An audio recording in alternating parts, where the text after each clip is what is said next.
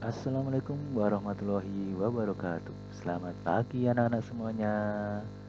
Gimana kabarnya hari ini? Sehat semua ya? Oke, sekarang kita bersama dengan Kak Komo. Yang sebelumnya tujuan pembelajaran kali ini dan aktivitasnya sudah disampaikan oleh Pak Basuki. Ini kita akan mempelajari mengenai matematika, materi debit, volume, dan IPA materi sistem pencernaan manusia. Baik anak-anak, tahukah kalian apakah yang dimaksud dengan debit? Debit itu apa ya? Baik, di sini di samping ada sebuah keran air yang mengalir. Lantas, bagaimana dengan debit? Debit adalah volume zat cair yang mengalir persatuan waktu. Nah, untuk mengetahui debit air, kita menggunakan rumus sebagai berikut. Lalu bagaimana kita bisa mengetahui debit air ini? Ya, rumusnya adalah D sama dengan V dibagi T. Nah, keterangannya D sama dengan debit, V sama dengan volume, dan T adalah waktu. Anak-anak masih bingung ya? Mari kita tonton video selanjutnya. Di sini kita ada masalah atau kasus mengenai persoalan debit. Mari kita selesaikan masalah ini. Galon air di samping memiliki volume 20 liter. Kemudian, untuk mengisi air galon secara penuh dibutuhkan waktu 4 menit. Berapakah debit air galon di samping? Nah, kalian bisa lihat gambar di samping itu ya. Ada sebuah keran air, kemudian mengisi sebuah galon. Bagaimana kita menyelesaikannya? Mari kita hitung. Nah, dari soal tadi kita ketahui bahwa volume air sama dengan 20 liter. Waktu yang dibutuhkan adalah 5 menit. Lalu, berapa debitnya? Nah, langkah yang pertama adalah kita menulis dulu rumus dari debit, yaitu D sama dengan V dibagi T, atau debit sama dengan volume dibagi waktu. Oke, paham anak-anak apa yang disampaikan oleh Kak Komo? Baik, kalau paham mari kita lanjutkan. Debit sama dengan 20 liter dibagi 5 menit. Debit sama dengan 4 liter per menit. Jadi, debit air galon adalah 4 liter per menit.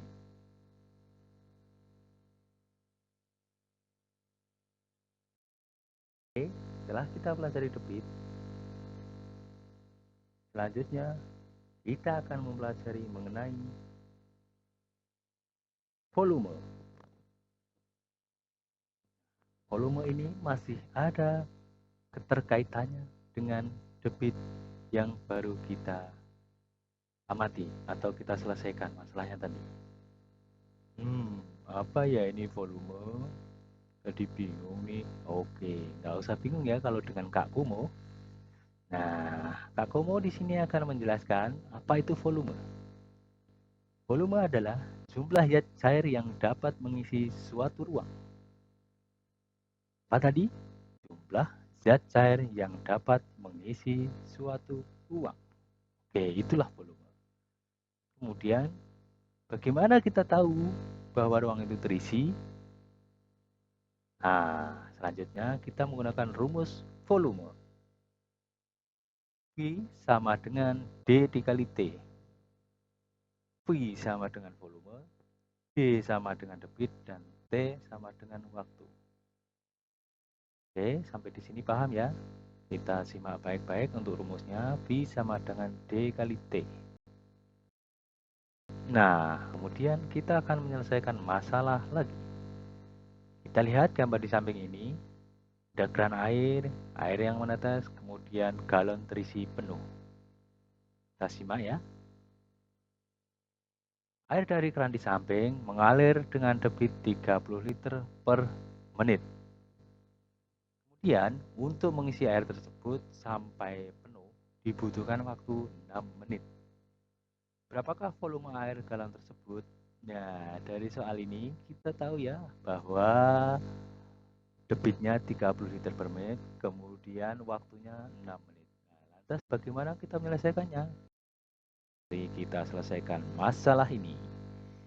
Diketahui debit sama dengan 30 liter per menit, waktunya 6 menit, lalu berapa volume? Nah, kita masih ingat ya bahwa rumus volume adalah D dikali T, atau volume sama dengan debit dikali waktu.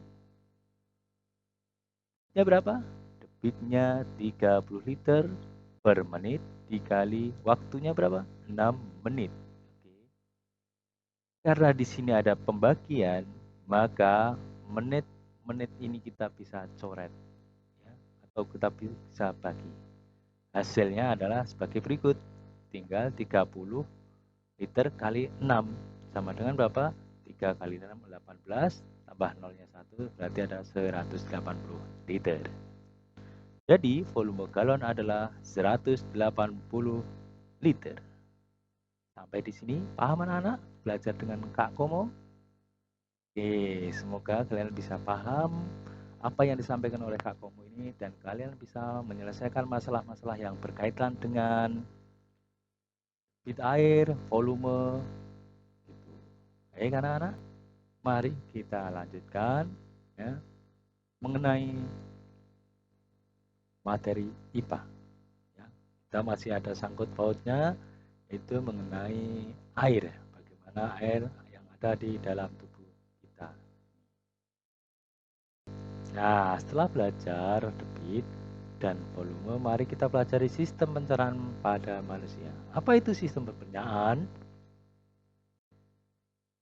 Apa sih Kak Komo sistem pencernaan? Oke, sistem pencernaan merupakan salah satu sistem kompleks yang terdapat dalam tubuh kita. Kompleks di sini maksudnya apa anak-anak? Kompleks di sini adalah maksudnya sangat-sangat banyak jenisnya ya. Tidak hanya satu, tapi ada susunan-susunannya. Nanti bagaimana susunan-susunannya dari sistem pencernaan ini? Oke, mari kita amati lagi bersama Kak Komo. Nah, berikut adalah gambar sistem pencernaan. Nah, yang dari atas kita mulai bisa sebutkan dari apa ini? Mulut. Benar sekali. Selanjutnya ada yang bagian mana? Kerongkongan. Oke, bagus sekali ya.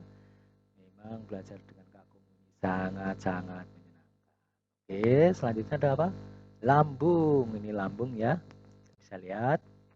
Selanjutnya ada usus halus, usus besar, dan diakhiri dengan anus. Nah, secara garis besar, sistem pencernaan manusia ada 1, 2, 3, 4, 5, 6. Di mana yang pertama adalah mulut, yang kedua kerongkongan, yang ketiga lambung, yang keempat usus halus, kelima usus besar, dan keenam adalah anus.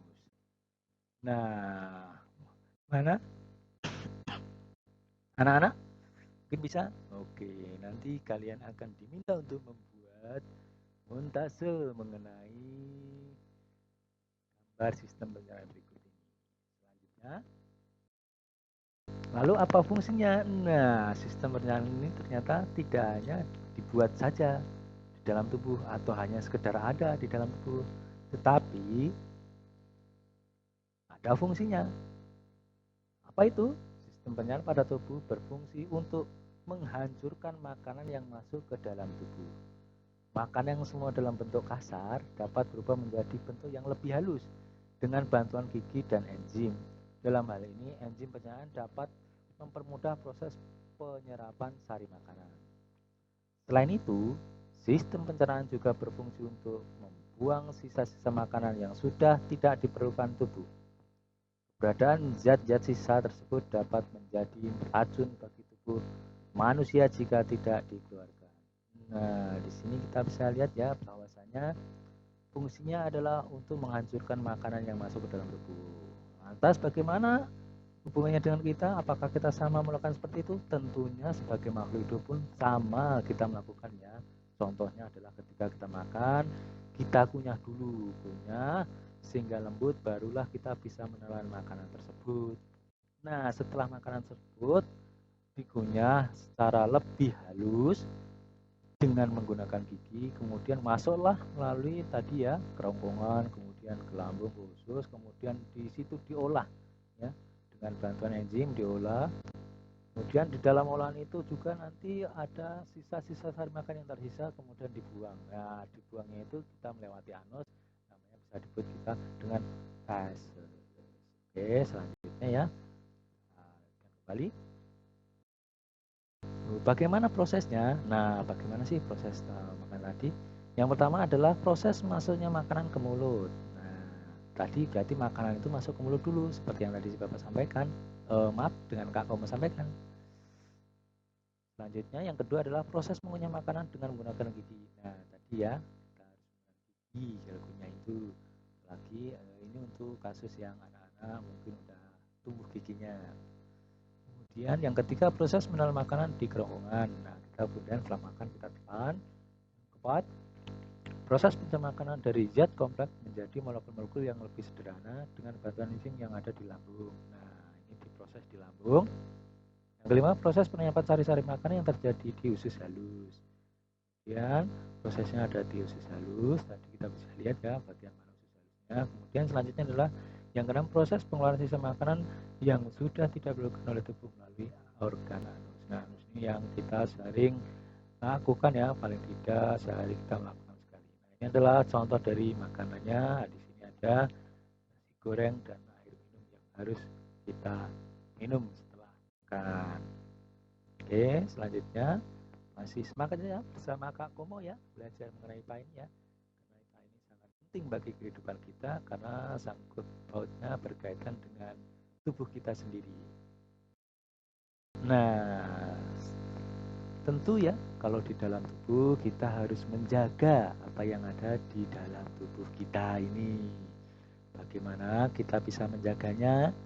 Nah, salah satu cara untuk bisa menjaga tubuh kita tetap fit, tetap sehat, tetap bisa belajar sepanjang hari, selain kita berolahraga dan makan makanan yang sehat, tidak lupa pentingnya itu air untuk kita ya.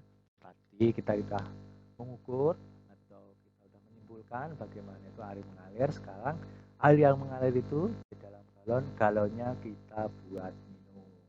Nah, rata-rata untuk kita ini ya, usia yang sudah menginjak dari usia 10 tahun atas, itu tubuh membutuhkan 2 sampai 2,5 liter air atau 8 sampai 10 gelas air per hari. Nah, bagaimana untuk air yang bisa kita minum atau ciri-ciri air yang sehat untuk bisa kita minum? Yang pertama kita harus jernih ya. Jernih itu apa? Jernih itu putih, bening ya, seperti air gunung itu jernih. Kemudian seperti yang kita air minum mineral yang kita minum itulah jernih. Selanjutnya bagaimana? Selanjutnya adalah tidak berbau. Oke ya, kita kalau minum air putih itu memang tidak berbau, tercampur zat yang lain ya.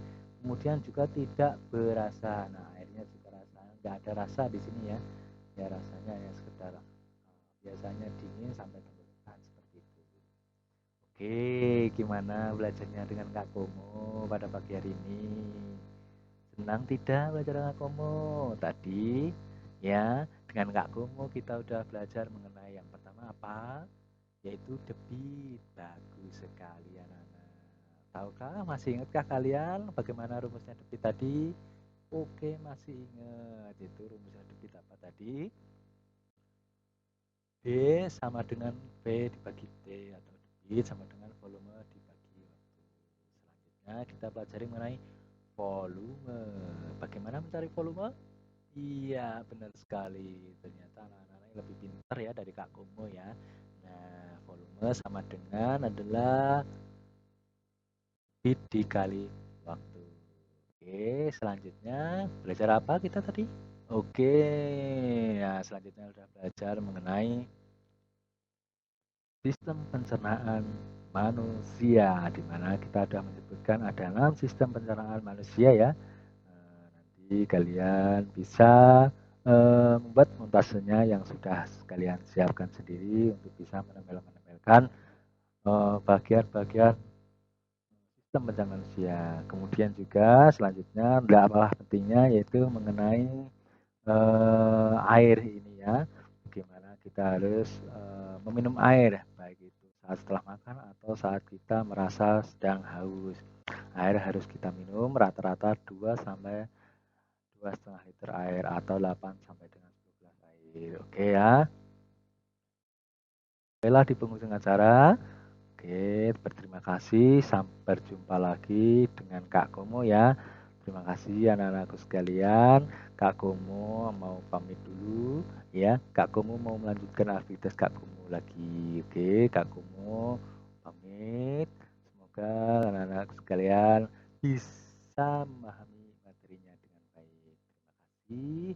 Assalamualaikum warahmatullahi wabarakatuh.